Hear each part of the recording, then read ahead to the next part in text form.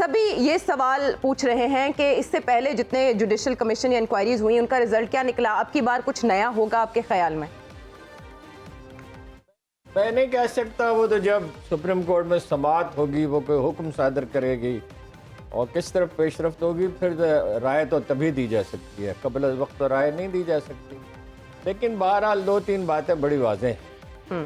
کسی معاشرے کی ترقی کا اور اس میں یعنی قیام امن کا اور خوشحالی کا بہت سی چیزوں کا انحصار اس پر ہوتا ہے، انسانی صلاحیت کے بروئے کار آنے کا، کہ وہاں انسانی جان کی قدر و قیمت کیا ہے اور جرم کا مقابلہ کرنے کی کتنی تاب ریاست رکھتی ہے۔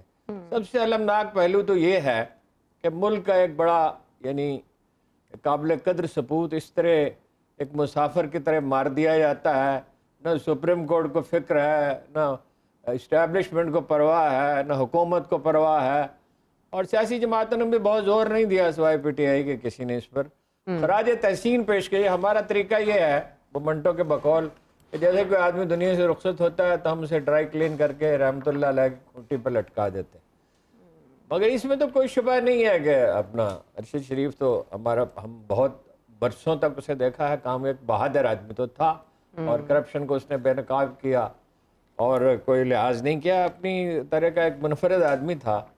خراج تحسین تو اپنی جگہ، مگر جو جرم کا سراغ لگانا چاہیے، اور مجھے تو میں قانون کو زیادہ نہیں سمجھتا، پیچیدگیوں کو زیادہ نہیں سمجھتا، میری سمجھ سے باہر ہے کہ اس میں یہ سپریم کورٹ میں لے جانے کی کیا ضرورت ہے۔ بات یہ ہے آپ تحقیقات کرنا چاہتے تھے، پاکستان میں ایسے پولیس افسر ہیں موجود ہیں، گنتی کے ہی صحیح، جن کی دنیا بھر میں قدر و منزلت ہے۔ ہمارے ایک پولیس افسر ہیں، وہ جاپنیز پولیس انہیں بلاتی ہے اور سال بھر کی ریٹائرڈ ہے، ویسے سال بھر میں انہیں جتنی تنخواہ ملتی تھی اس سے زیادہ پیسے انہیں 2 ہفتوں کے لیے انہیں پے کرتی ہے۔ وہ ترکی پولیس کے بھی ایڈوائزر رہے ہیں، جو انٹرنیشنل کانفرنسز ہوتی ہیں وہاں وہ جاتے ہیں۔ پھر اور ہیں، یہ میں ڈاکٹر شعیب سٹل کی بات کر رہا تھا، طارق کھوسہ صاحب ہیں، ذوالفقار چیمہ ہیں، افضل شگری ہیں، آپ ایک اپنا کلیم امام ہیں، اور بھی ہوں گے جو میرے ذہن میں نہ آیا ہو سکتا ہے، ایسے ہی کمپیٹنٹ اور لوگ بھی ہوں، آپ جن لوگوں کو جانتے ہیں انہی کے بارے میں رائے دے سکتے ہیں۔ آپ تفتیش کرانا چاہتے ہیں، وہ جاولا کے قتل کے بعد ان کے وزیر داخلہ سے میں نے پوچھا کہ یہ کتنا کام ہے، انہوں نے کہا 2 ہفتے کا کام ہے، ایک اچھا پولیس افسر ہو، آپ نہیں کرانا چاہتے تھے، آپ نے نہیں کرے تحقیقات۔ اس میں تو یہ نظر آتا ہے، سیاسی تھیوری کی بات نہیں ہے، ہمارے سامنے ایک عمل وقوع پذیر ہوا ہے کہ ریاست کو کوئی فکر نہیں ہے، سوشل میڈیا پہ دن رات لوگ چیخ رہے ہیں، ٹی وی پروگرام سے مطالبہ کر رہے ہیں، اخبار نویس رو رہے ہیں، جو لوگ اسے جانتے تھے ان کا رونا فطری تھا، اس لیے کہ وہ نہایت ہی ایک قابل قدر آدمی تھا۔ ان کا خاندان کہہ رہا ہے کہ ہمیں اٹاپسی کی رپورٹ نہیں دی جا رہی، اور اتنے دنوں کے بعد اس کا نوٹس لیا جاتا ہے۔ اب ہوگا کیا؟ اب تو عدالت جو کارروائی کرے گی وہ دیکھیں گے، لیکن تاریخ ہمیں یہ بتاتی ہے کہ جن معاشروں میں انصاف کی کوئی قدر و قیمت نہیں ہوتی، انسانی زندگی کی کوئی اہمیت نہیں ہوتی، انہیں کبھی قرار اور خوشحالی تو دور کی بات ہے اور ارتقاء تو دور کی بات ہے، انہیں کبھی قرار اور اطمینان حاصل نہیں ہوتا۔ ارون صاحب اس کو کنکلوڈ کرنا چاہیں گے؟ عمران خان صاحب نامعلوم افراد پہ الزام لگاتے ہیں، طاقتور افراد پہ۔ رانا ثناء اللہ صاحب نے جو پریس کانفرنسز کی، وہ اشارہ ان کا انڈائریکٹلی تحریک انصاف اور ایک پرائیویٹ چینل کے مالک کی طرف تھا۔ پھر ہم نے فیصل وابڈہ صاحب کی بھی اس قتل کے بعد ایک پریس کانفرنس دیکھی اور الزامات دیکھے، انہوں نے بھی بتایا کچھ سانپ ہیں، کچھ شخصیات ہیں، D G I S P R نے بھی اپنی پریس کانفرنس میں تذکرہ کیا۔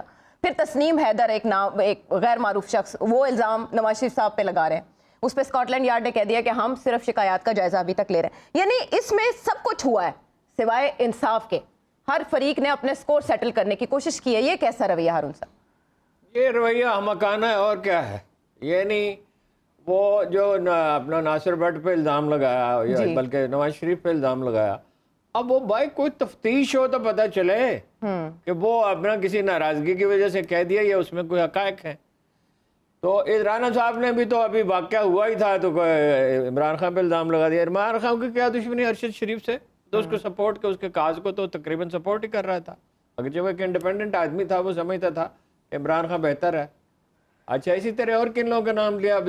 رانا صاحب نے تو پہلے شروع میں ہی کہہ دیا، اور فیصل وابڈہ کا کوئی تعلق ہی نہیں ہے، ایک لاؤبالی آدمی ہے جو کہیں کہ جہاز کوئی گرا ہے اس کے ملبے پہ جا کے کھڑا تصویریں بنا رہا ہے، اور چینی قونصل خانے پہ حملہ ہوا تو وہاں وہ پہنچ گیا پستول لے کر، اور اپنا وہ تو ایک بچگانہ سا، اس کا کوئی تعلق اس معاملے سے نہیں۔ ایسا لگتا ہے کہ کسی نے اس سے ایسا کرنے کے لیے کہا، یہ ممکن ہے خود ہی جی میں کوئی ابال آیا ہوا۔ بات یہ ہے جس معاشرے میں یہ خرابی کہاں سے شروع ہوتی ہے؟ چیزوں کے نفسیاتی عوامل ہوتے ہیں. پہلے ہوتی ہے غیبت، شکایت ہوتی ہے، پھر ہوتی ہے غیبت. غیبت کے بعد پھر بغض و عناد پیدا ہوتا ہے، پھر جتھہ داری بنتی ہے. یہ معاشرہ ایک جتھوں میں بٹا ہوا معاشرہ ہے، اور جب صورتحال ایسی ہو جاتی ہے پھر کوئی بھی غیر ذمہ دارانہ حرکت کی جاتی ہے، اور کوئی رفتہ رفتہ ایک بے حسی پیدا ہونے لگتی ہے، مایوسی گہری ہوتی جاتی ہے، اور امید کم ہوتی جاتی ہے، نجات کے راستے بند ہوتے جاتے ہیں. غالب نے کہا تھا بے دلی ہائے تماشا کہ نہ عبرت ہے نہ ذوق، اور بے دلی ہائے تمنا کہ نہ دنیا ہے نہ دین. اس طرح جانوروں کی طرح ابھی یہ نیوز بلیٹن سننا اتنا مشکل ہو چکا کہ بڑی تکلیف کے ساتھ سنا جاتا ہے. مریم اورنگزیب نے یہ کہتے منافق، بے شرم، بے وقوف، گھٹیا. تھوڑی دیر کے بعد پی ٹی آئی کے کسی آدمی کا یہی بیان ہے، کوئی انسان ہو تم یار، تم لوگ کیا ہو؟ تمہاری زبان بھی شریف لوگوں جیسی نہیں، چاہے جائے کہ تم معاشرے کی قیادت کرو. اور پولیٹیکل پارٹیز نے میڈیا سیل بنائے ہوئے ہیں گالیاں بکنے کے لیے. آدمی ہائر کیے جاتے ہیں، تربیت دی جاتی ہے کردار کشی کی. ابھی ایک نون لیگ کا لیڈر کہہ رہا تھا کہ اس کی کیا آزاد کشمیر کے لیڈر کی کیا ضرورت ہے کہ اسلام آباد میں بھی داخل ہو سکے. وہ یہ حکومت ہے یا گنڈوں کا کوئی گروہ ہے جو کہتی ہے کہ آزاد کشمیر کا وزیر اعظم داخل نہیں ہو سکتا؟ آزاد کشمیر کے وزیر اعظم کے ساتھ ان کی تھوڑی سی تلخ بات چیت ہو گئی، ختم ہو گئی. یہ کون سا اتنا بڑا ایشو ہے؟ لوگ ایک دوسرے کے ساتھ کبھی تلخی سے بات کر ہی لیتے ہیں. اور بڑے بڑے لوگ جو تاریخ میں معتبر گزرے ہیں، اس نے کہا صلاح الدین ایوبی سے ایک حبشی غلام نے کہا کہ میری درخواست میں مہر لگا دیجئے. وہ تھکا ہوا، ان دنوں ویسے بیمار تھا کہ جنگ ہو رہی تھی. تو اس نے کہا خدا جانے دوات کہاں ہے، سیاہی کہاں ہے. تو اس نے کہا امیر المومنین، امیر کہتے تھے ان کا، امیر وہ پڑی ہے خیمے کے کنارے پہ. لوگ معترض ہوئے کہ تم اس طرح بات کرتے ہو. تو صلاح الدین نے کہا اس میں کیا ہے ایسی بری بات اس نے کی ہے؟ مجھے نہیں تھا، میں تھکا ہوا تھا، میں اٹھنا نہیں چاہتا تھا، اس نے تلاش کر لیا تو لاؤ اس پہ مہر لگا دیتے ہیں، اس میں ایسی کیا بات ہے؟